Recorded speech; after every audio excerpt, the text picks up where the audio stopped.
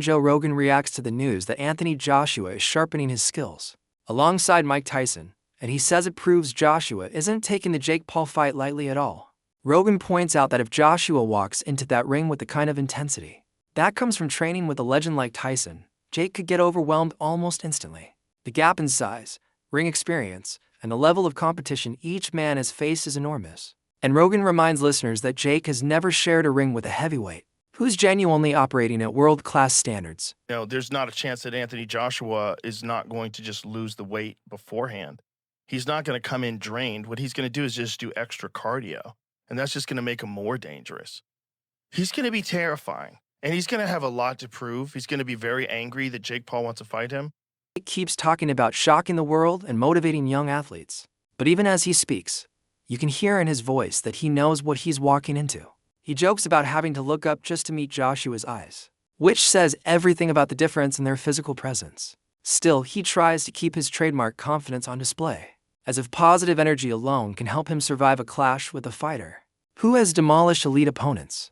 Jake insists that courage inspires the next generation, but the truth inside a boxing ring is brutal, and ambition doesn't erase the reality of fighting a fully developed heavyweight with knockout power. Fight of the year. You, Anthony Joshua, how we doing? Dude, never been better. This is what I dreamed of. This is what I manifested into reality. I'm here to shock the world, inspire the next generation. We're in the Heat arena. I'm a big Heat fan. Miami's on fire. This is my first pro fight was in Miami against Gibb. I'm bringing that same energy here. First round KO. And the Schmo interviewed you there. When you fought Gibb, it was on Fight TV. We've been with you along the way. Not very many times you're looking up at a face-off. So what did you make of looking up for one of the very first times at a face-off here? Just looking up at Daddy there and just seeing, how big he is, and just my eyes were kind of going into his nipples and stuff, which I kind of liked. And then basically I was just like, whoa, he's big in that. And then, I can't believe how tall he is. Is this chain really on the line for the winner? I don't know if it's confirmed, but I'm down. But he has to put something up too. There has to be something in it for me. You say this is the biggest upset that's going to be in boxing history, right up there with 42-1 with Buster Douglas. Yep. What is the headline going to be when you knock this guy out and he's laying on the canvas? Holy. Size gap becomes a major talking point.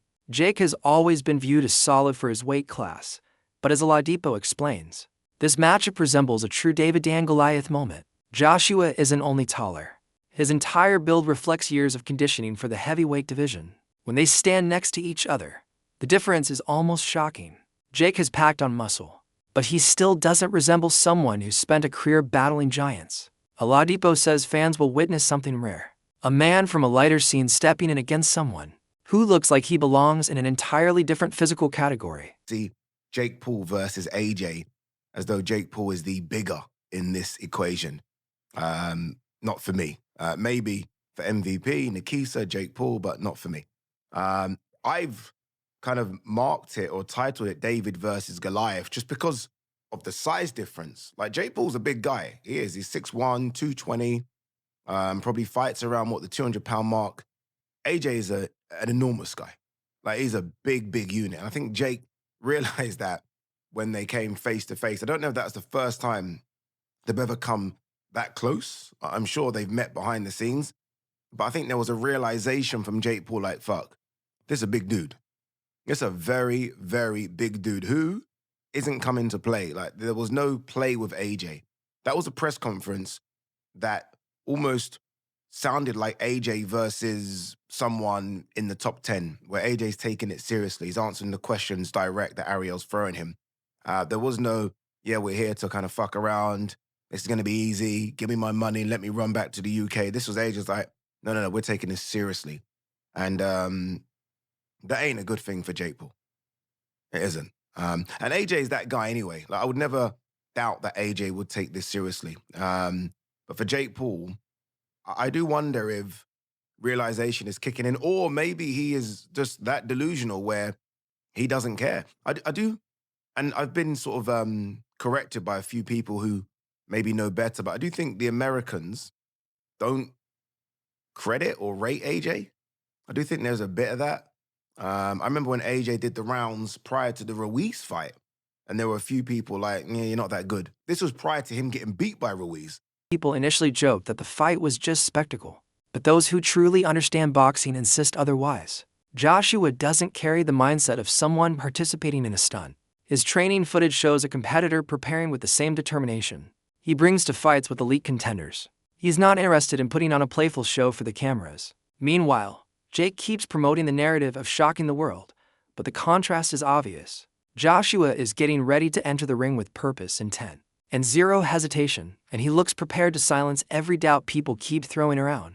Oh, next month, that is for money, as opposed to boxing, and boxing merit is Anthony Joshua against Jake Paul. How much are the boundaries of safety, Frank, being pushed for entertainment purposes here?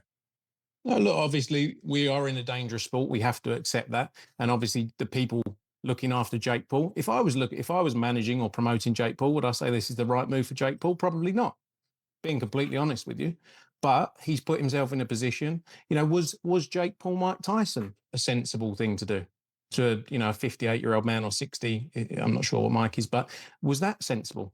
Probably not. And I would have said that at the time, but it's the world we live in now. And the reality is a lot of people are going to watch it, but we also at the same time have to make the sport as safe as possible and put everything in place around it to, to ensure that. And that's what the commission, the Florida State Athletic Commission, will be doing, as will the promoters of the event. So, I mean, Frank, not to finish on too much of a negative, but it begs the question, if Anthony Joshua ends up inflicting considerable damage on Jake Paul, how much does that reflect on you and Matchroom? I think we go into the fight. We got offered a proposition to do this fight. Anthony Joshua accepted it. Jake Paul's put himself in a position to take that fight, and that's the reality, Jake Paul. But we all want everything we do in this sport. We want to make it as safe as we possibly can, but we have to accept the risks attached to it. And this is risky, isn't it? Yeah, look, it is risky. I think Jake Paul's crazy. I think he's delusional, but respect to him for doing it. And he's getting a load of money. And Frank, sorry, just to silence all the doubters here, a lot of people saying this can't be real, Anthony Joshua going in there, it must be an exhibition, or Anthony Joshua's it's going to be choreographed and Anthony's going to carry him through a couple of rounds. I know Anthony Joshua, just to silence all those doubters, he's going to go in there to do a job, right? When Ben Shalom gives his take, he openly admits he doesn't understand how such a fight was approved. He points to the enormous difference in skill level, weight, and experience, saying the matchup breaks every unofficial rule about how fighters are supposed to be developed. In most cases, athletes are guided slowly toward tougher challenges. But this pairing jumps several levels at once. He questions the reasoning behind it, because Jake is stepping in against a man who can generate the kind of force Jake has never dealt with. To Shalom, the whole situation feels out of place, almost like it exists outside the normal logic of boxing matchmaking.